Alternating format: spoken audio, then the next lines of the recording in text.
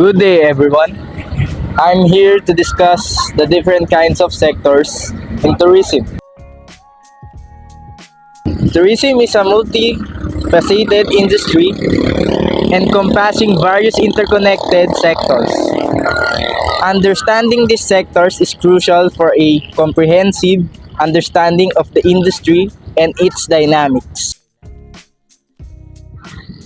First sector is accommodation. This sector provides lodging facilities for tourists ranging from budget-friendly hostels and guest houses to luxurious hotels and resorts. Examples are hotels, resorts, motels, hostels, bed and breakfast, service apartments, homestays,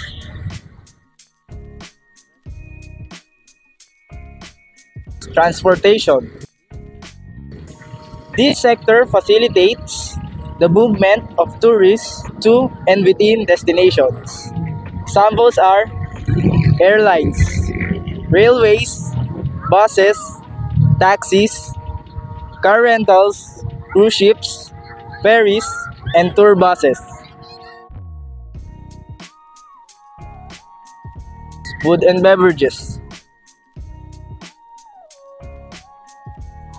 This sector caters to the culinary needs of tourists, offering a diverse range of dining experiences.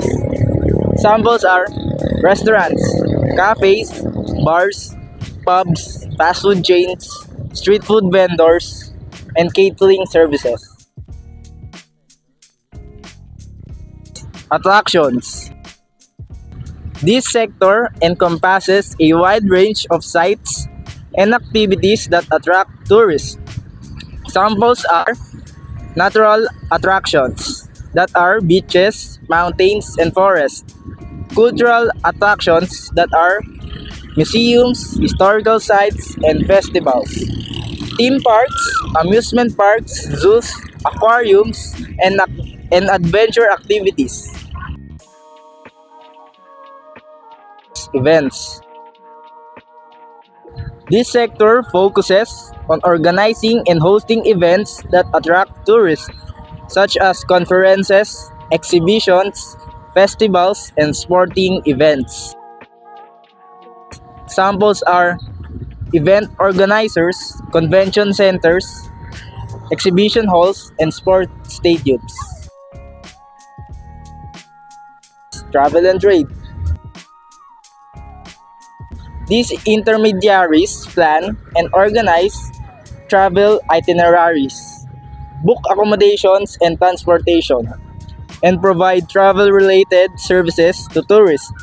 Samples are travel agencies, tour operators, online travel agencies, destination management companies.